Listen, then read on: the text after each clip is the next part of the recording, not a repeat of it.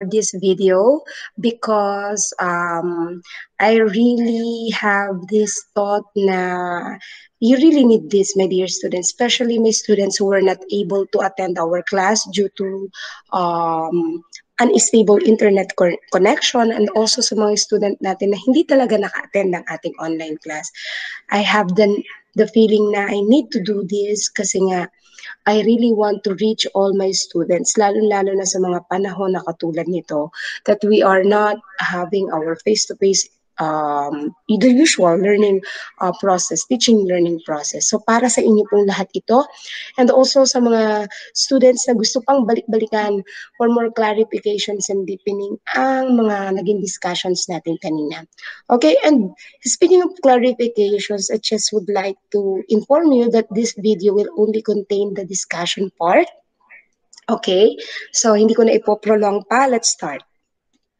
Let me just remind you that the file copy of this PowerPoint that I'm using is already uploaded in our official Facebook private group, Class of Mrs. Jonalyn M. Ubordo. You can access the PowerPoint presentation and also the JPEG copy of this. So let's begin. So you were reminded of our classroom norms. Napakahalaga na ang lahat ng mga ito ay strictly follow natin so as to save time and to always, show respect.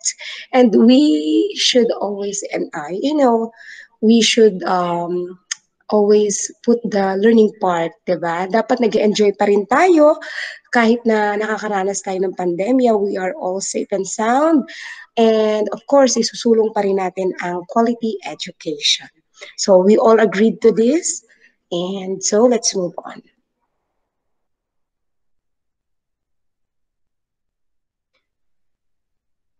So as I mentioned earlier, these video recordings will only focus on the things that you really need to know that is anchored on different learning objectives.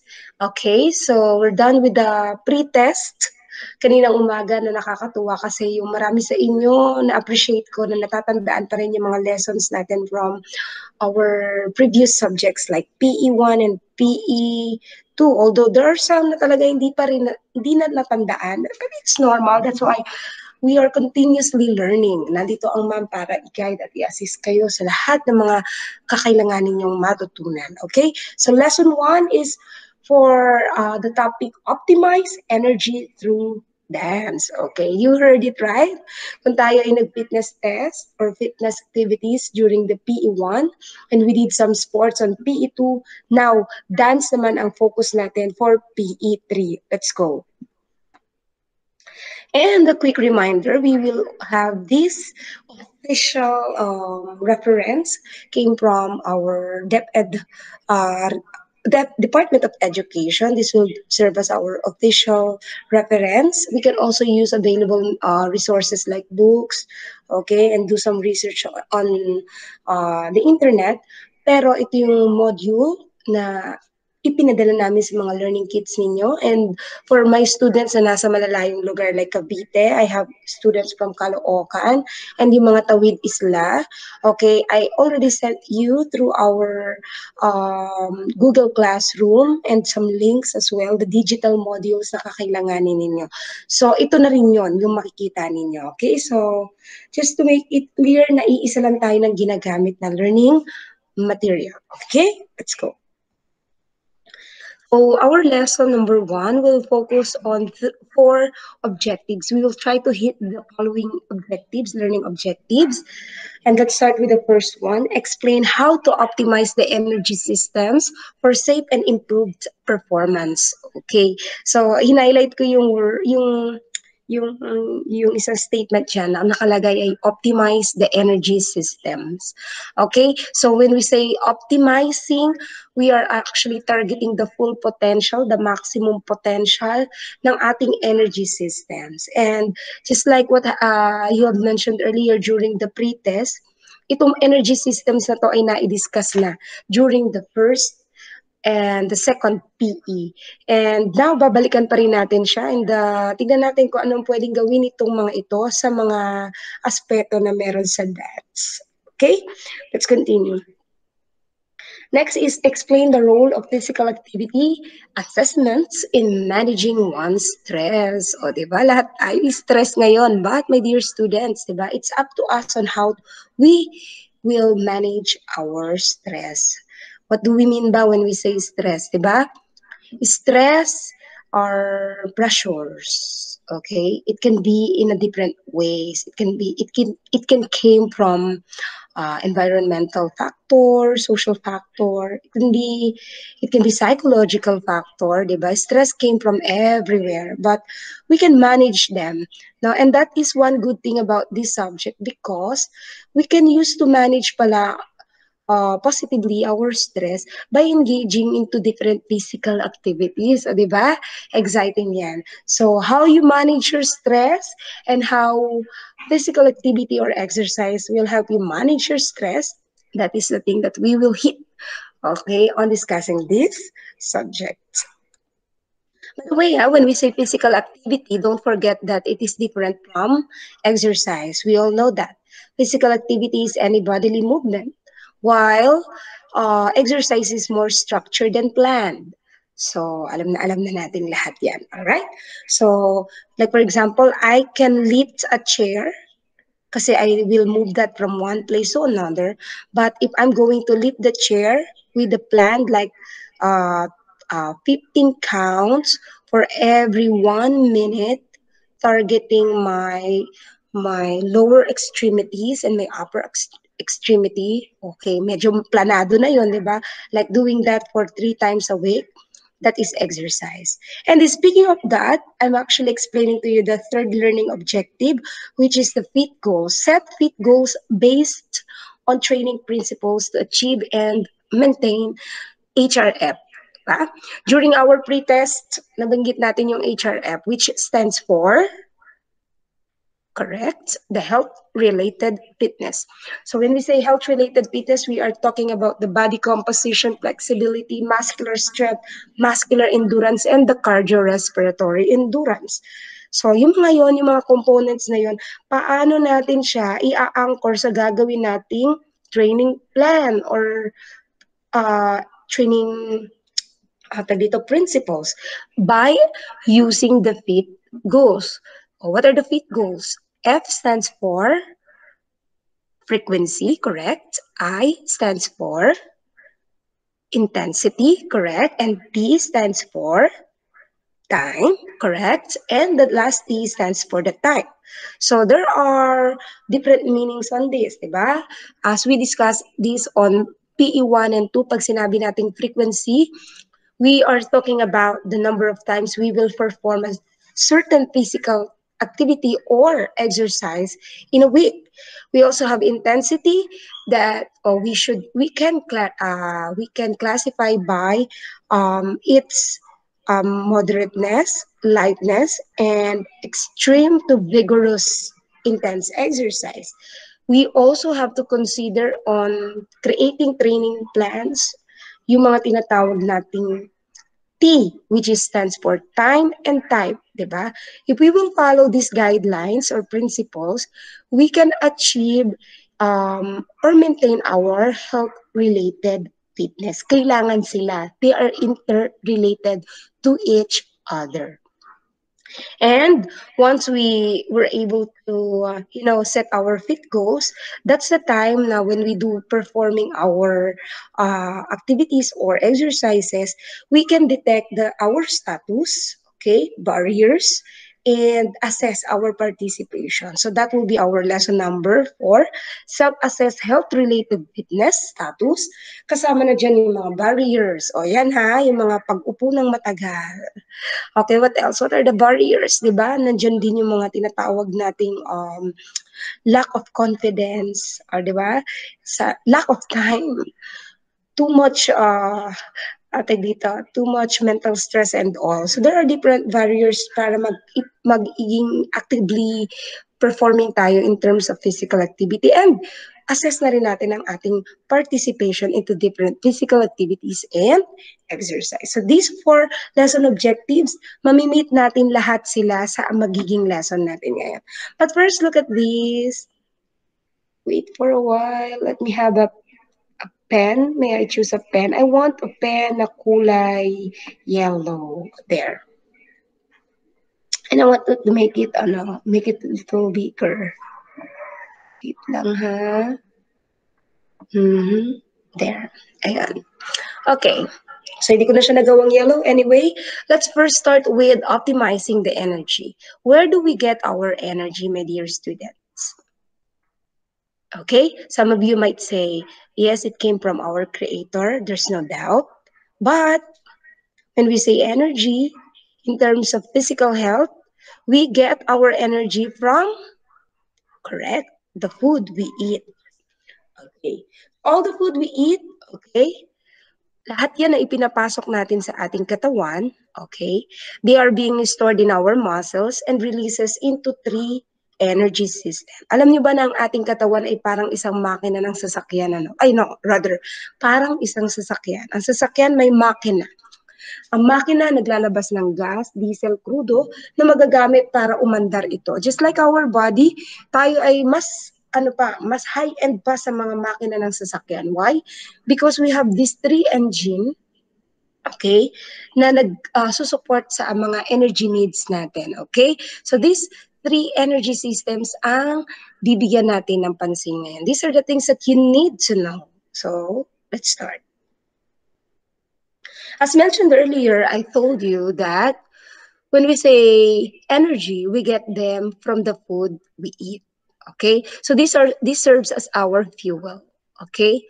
So itong fuel na to ang magsuserve, okay, for more energy that we will perform every day. So name it, lahat ng activities na ginagawa natin, pagsasalita, pag-upo, paglaba, ano pa ba, pagsasayaw, paglalakad, pagtakbo, paglalaba, anything that you do, may it be physical activity or exercise, we need energy para ma-perform natin ito. Just imagine you without taking the right food. Diba? Kung hindi tayo kakain, saan natin kukunin ang mga lakas na yan? Baka nga kaya tayo nanlalambot o kaya naman ang hihina, feeling down palagi. Baka naman mali rin ang mga source of energy or source of food na ini-intake natin. So, class, we have three food fuels for energy. Let's start first with the carbohydrates. Okay? Alam nating lahat to, no? The mabigat sa pakiramdam itong mga carbohydrates na ito. And it helps us feel full, diba? But you know, this is the preferred source of fuel during exercise. Ibig sabihin, ito yung top of the line. Ibig sabihin, first on the list rather, ito. Unang-una to sa listahan para maramdaman mong busog ka, malakas ka, at the same time, ito rin yung mas unang nababurn kapag tayo ay kumikilos or nag-e-exercise, di ba? On the other term, the carbohydrates can be called as glycogen. Okay? But did you know, my dear students, that there are three kinds of carbohydrates? First one is the great carbohydrates, no? We should understand that there are three kinds of carbohydrates, pero isa lang dun yung great. Yung great doon ay yung mga tinatawag nating green leafy vegetables and berries. O, diba? Sabi rito, we have to eat this anytime. We should eat this anytime. Eat me anytime. Now, on the second column, we can have the second classification of the carbohydrates. Tingnan niyo dito, nakalagay, di ba? Good carbohydrates. What are the examples of these? Ito mabigat talaga sa tiyan to. Kamote, patatas, kalabasa, at prutas. Diba? Wow. They are good carbohydrates, but sometimes lang natin sila kakainin. Minsanan lang. O dito tayo tatamaan. We are all guilty, okay, sa bahaging ito. The third one is the bad carbohydrates. No? So bad carbohydrates should be eaten rarely, okay, or never. But we Filipinos are fond of eating carbohydrates, carbs like this, the foods like this, the bread, the rice, the cereals, plus panulak na medyo matatamis katulad ng mga soda, juices, and sometimes we also choose sports drinks, di ba? And kung hindi pa may panghimagas pa yan, diba, nandyan ang mga tinatawag nating sugary snacks and cookies and candies. My dear student, I want you to remember that these on the third column are bad calories. Ibig sabihin, if we always eat this, diba, we are not on the right track of choosing food fuels for energy. Alright? So, please always remember this part. Alright? So, the first food fuel for energy is carbohydrate. Let's go to the next one. The fat. Okay? Fats are more concentrated fuels or fuel used during rest and prolonged submaximal exercise. So, pag ang katawan pala natin ay na-expose sa mas intense exercises or during the time na tayo nagre-rest, gumagamit din tayo ng energy. At yung energy na yon ay galing sa mga fats na kinakain natin. Okay? And I also would like to introduce to you the top 10 healthy high fat foods. At ito yung mga yun. Alright? So, remember, the second food fuel for energy, fat. Let's go to the next one. The next one is the protein. This is the third and the last food fuel for energy. So we use protein foods for the growth and development and repair of our muscles and bones. Okay? Kasi sila yung madalas na, yung bones and muscles natin, lahat ng tensions and stress natin, lahat ng impact ay nasa kanila. Okay? So we need them, diba? We need them to build our muscles. Okay? So, kailangan natin ng mga high protein foods and these are those. I'm sure na-encounter nyo na to sa subject nyo sa TBL or sa PLE or sa culinary, yung the go, the grow, and the glow foods. Okay? So, saan to papasok sa food pyramid? Correct. Sa grow. Okay. And how about the vegetables? Okay, the glow, correct. And the carbs for the go, correct. Now, my dear students, okay, once we have these proteins, we have these fats and the carbohydrates, if we will put them together in our body, we'll get the energy that we need, okay? And when we say energy, it is our ability or capacity to perform a task. It can be measured by calories or joules. Okay? Sa ating pre-test kanina, marami ang sumemplang dito. Okay? So, calories are also known as joules. And the ideal calories, generally speaking, sa mga babae ay 2,000 calories. And sa mga lalaki naman ay 2,500. What will happen if we eat too much food? Tapos hindi natin siya kayang i-burn.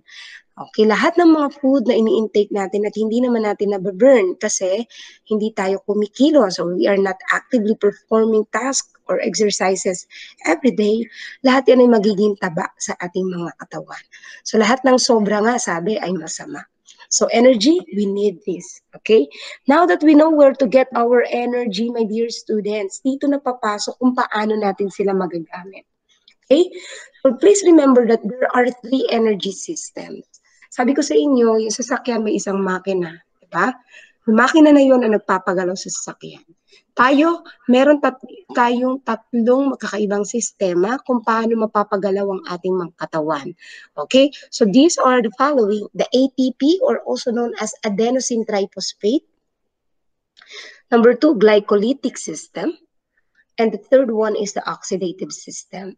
You know what? I prepared something for you. This is a table that I think very familiar to all of you, especially if you're my previous students.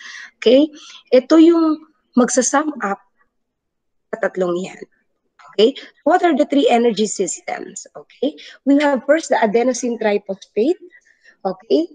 The ATP-CP energy system is also known as the anaerobic alactic. Why anaerobic? Okay. So, puntahan muna natin, very ano kasi to, no? Highly technical. Medyo magsa-science tayo, no? When we say adenosine triphosphate, these are organic compound that provides energy to drive many processes in living cells sa ating mga katawan, no? Na nag-generate when we perform activities na may muscle contraction or nerve impulse propagation. Ibig sabihin, once may stored energy ka na from the food you eat, it can be transposed into an organic compound na kung tawagin ay ATP.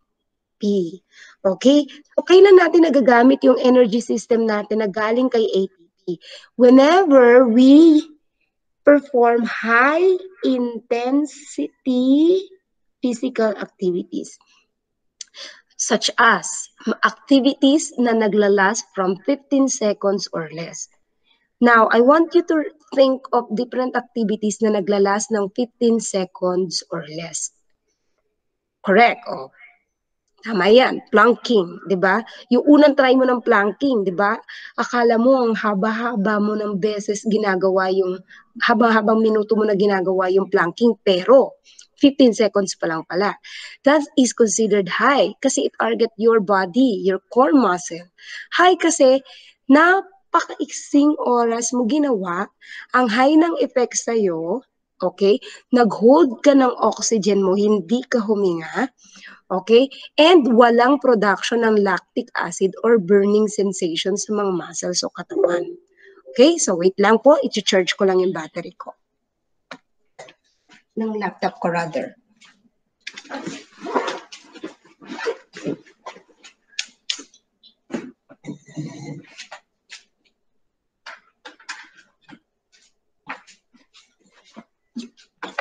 Okay, going back. So again, once again, when we say anaerobic alactic, okay? Isa-isahin natin yung terminology na ito. Anaerobic. When we say aerobic kasi, my dear students, from the word aerobic, kailangan ng oxygen. Pero nung ginamit natin yung word na an, preposition na an, may English tayo dito, no? It means no or not using oxygen. So ito yung mga activities na nag-hold ka ng hininga mo. Sa maiksing sandali na ipe-perform mo siya, pero very high intensity. Okay? Pag sinabi naman nating alactic, the presence of lactic acid is not evident. Okay? Ibig sabihin, hindi siya magkikreate ng burning sensation sa mga muscles mo. Ano mga halimbawa nito? Isip ko ng mga activities or exercises na less than 15 seconds ay ginawa mo. Halimbawa, pinag-pumping ka ng 10 counts ng trainer mo. 10 counts pumping. 1, 2, 3, 4, 5, 6, 7, 8, 9, 10. If you only have given 10 seconds time, diba? Anong initial reaction ng katawan mo to perform that quickly, hindi ka nahihinga so that you can meet the 10-second requirement. Okay? And then what will you feel after? What will you feel after doing the 10-second pumping? Diba? Ang tibok ng dibdib mo ay sobrang bilis. Okay? Pawis agad. Okay? And then ma-realize mo, oy, I was able to perform 10 counts of pumping na hindi ako humihinga. So another example is the shot put and the 100-meter sprint, di ba? Lalo-lalo na kunyari you only have little amount of time para i-meet yung running race mo. Oh, so anong gagawin mo? Hold your breath and yung lahat ng enerhiya mo ilalabas mo, that's very high.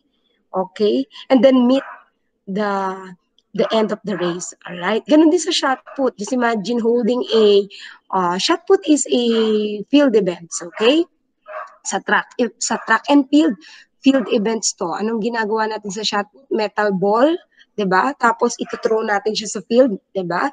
So yung lakas mo, hold mo yung breath mo, yung lakas mo ita-transfer mo dun sa ball at ito-throw mo siya using your muscular strength, the power, diba? And gaano kabilis din yung power and speed, they are parang combined together para i-release mo lahat ng energy mo at ma-meet ang pinaka-farther na mararating ng bola or metal ball na nasa larong shot put. Okay? So once again, when we say anaerobic alactic, also known as the ATP, adenosine triphosphate, Ito po yan. Okay, let's move on. The glycolytic system. So the glycolytic system, it is the breakdown of lysis. Okay, si lysis po, also known as the glucose, okay, consists of series of chemical reactions sa ating mga katawan, okay, that are controlled by enzymes, okay. Lahat po ng ito nangyayari sa loob ng ating katawan, first sa ating pong digestive system. Ang enzymes, it helps us metabolize the food that we eat. After niyan, magkakaroon po yan ng chemical reaction. Okay? Lahat ng chemical reactions na yan ay tutulong para ma-distribute ang energy sa lahat ng parte ng katawan at magagamit natin sa mga tinatawag nating anaerobic exercises pa rin. O sinabi ko na kanina, when we say anaerobic, these are exercises na hindi gumagamit ng oxygen, naka-hold ang hininga. Okay? Now, si anaerobic lactic, o nawala na yung letter A in between. Kasi sa column na ito or sa energy system na ito, you are performing a medium to high intensity workout or exercises na naglalast from 10 to 2 minutes, 10 seconds to 2 minutes. Just imagine that, na hindi ka humihinga. Hindi ka humihinga, and so dahil mas matagal siya compared dito, okay, kay anaerobic alactic or adenosine triphosphate, nagkakaroon ka ng burning sensation sa katawan. Yung burning sensation na yan, ang tawag dyan ay lactic acid. At anong mga halimbawa ng medium to high intensity workout na yan? Ito, yung mas mahabang mga exercises na maglalast ng 2 minutes. Okay? So I want you to reflect and think of the different activities na ginagawa ninyo na pwedeng tumagal ng 10 to 2 minutes. Okay? Next, let's go to the third one. The third energy system, okay, na nag-generate sa ating mga katawan, okay, is what we call the oxidative system, also known as Krebs cycle. Okay? Dito pumapasok yung citric acid cycle. Ibig sabihin, hindi na lang to basta-basta chemical reactions. From the protein, fats, and carbohydrates na nako-convert into the ATP, okay? Sila po ay nagpo-process sa atin pong mitochondria, which is for all we know, ang mitochondria po ay power cell, okay? Ito po ang nakakatulong para mas magkaroon tayo ng enough supply ng oxygen. Kasi itong mga cells na ito, okay, pag sila po ay talagang na-activate, pag sila po ay talagang nalamanan ng energy from the food we eat, okay, sila po ay tutulong para mas maging healthy at mas maging malakas ang blood supply and oxygen supply rather sa ating blood. At dahil dyan, kung malakas ang ating mga power cells natin na nakakatulong sa oxygen supply sa ating blood, mape-perform natin yung tinatawag na mga low-intensity exercises na tumatagal from 2 minutes to few hours. Ibig sabihin, mas matagal na oras. Kasi rito, sa unang dalawang energy system, sa ATP and glycolytic, meron lamang tayong mga sinusunod na 15 to 2 minutes na duration. Pero kay aerobic lactic, o hindi na anaerobic yan obviously, ang kailangan na natin dito ay oxygen. Dahil ito yung mga low intensity, pero matatagal na oras mong gagawin.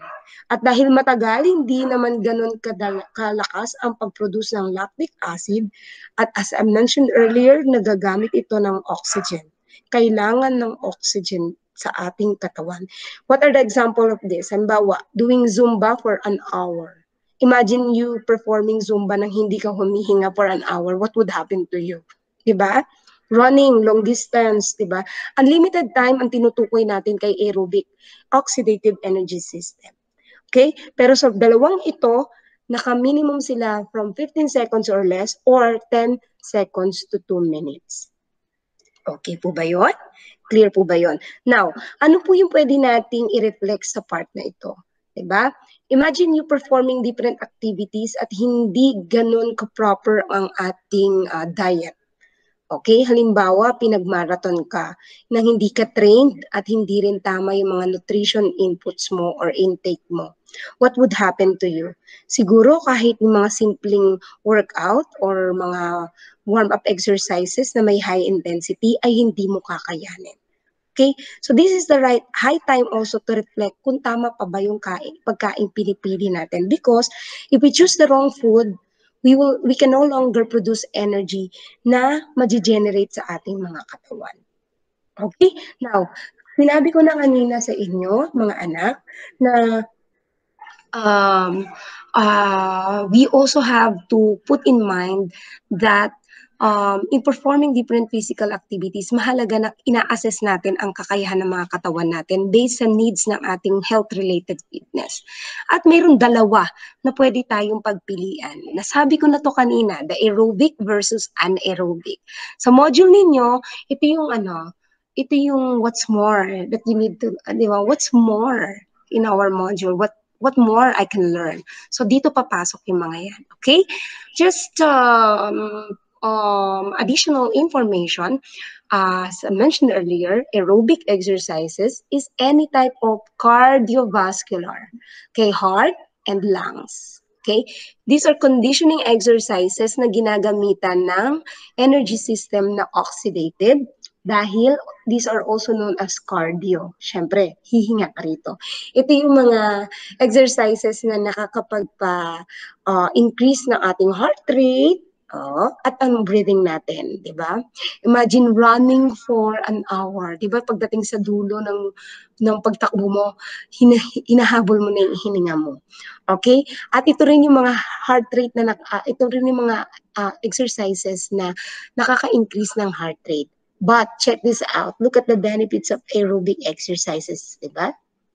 Since nagko-condition ito ng ating cardiorespiratory endurance, mapapansin natin na most basically ang hinihit nito na benefit sa ating katawan ay more of the heart, the blood, di ba? Sabi ko sa inyo, yung blood and oxygen sa ating katawan, napakahalaga niyan. Okay? And another good thing here, no, bukod sa heart, sa lungs, and sa blood natin, yung effect nito, it boosts our mood. Kaya nga baka madalas kayong simangot ngayon, baka all you need to do is to just move, galaw-galaw, because we know that when we do performing different physical activities and when we engage into exercises, diba, it helps us produce endorphins or the happy hormones. Diba, nakaka-good mood. Imagine mo yung ilang minuto ka lang nag-workout pero pagtingin mo sa salamin, feeling mo payat ka na agad. So, hindi yan dahil nababaliw ka na. No, because endorphins are working in your body. It gives you the feeling of parang fulfillment and yung happiness na dulot ng pag-exercise. O, diba? Baka kaya naman lagi ka nakasimangot yun sa bahay ay kulang ka lang ng kaunting galaw. Okay, and the other one also is the anaerobic. So there is the absence of oxygen here, anaerobic. Ito yung mga quick burst performances. So ang energy system, katulad ng sinabi ko kanina na ginagamit natin dito ay yung ATP and glycolytic. Pero tingnan nyo, ang effect nito sa ating mga katawan, look at that, it builds muscle, lose weight, maintains muscle mass, strengthen your bones, burn fats, and increase stamina for daily activities. Okay, so I hope that I was able to explain all this ng maliwanag sa inyo. Nandito lang palagi si Ma'am Jonah para i-assist kayo sa inyo pang ibang mga pangangailangang may kinalaman sa physical education and health 3. And kung meron pa kayong mga tanong, pwedeng balik-balikan ng video na ito. Ito po ay naka-upload na sa aking YouTube account at sa ating official private group. And also, I also want you, may I ask you to please perform this activity. What can I do? This is the reflection part of this lesson number 1. Okay, so just write all the answers on the pad paper, yellow pad paper, na naka-insert doon sa inyong kanya-kanyang learning kits na ipinadala namin sa inyo. Alright? Kung wala na pong mga tanong, tandaan na sa topic natin na ito apat lamang ang learning objectives. Okay? Number 1, optimizing energy system. Diba? So, saan natin nakukuha ulit ang energy? Sa mga pagkain na kinakain natin. So, we have to choose the good food. Okay? And so, we can generate the 3 energy systems, namely ATP, adenosine triphosphate, glycolytic, and oxidative. With that, pag alam na natin na ang source ng energy natin at kung paano ito na-generate sa ating katawan, we can now have the management of our stress through performing different physical activities. And pag na-assess na natin ang ating mga needs for physical activity, we can be able to craft our fit goals para ma-maintain natin ang ating health-related fitness, namely body composition, muscular strength, muscular endurance, flexibility, and cardiorespiratory endurance. And then once performing and following our fit goals, okay, dito na natin ma-identify ang ating status, barriers, and physical activity assessment. So that would be all, my dear student. Maraming salamat sa pakikinig. Goodbye. To our next Google Meet. Bye!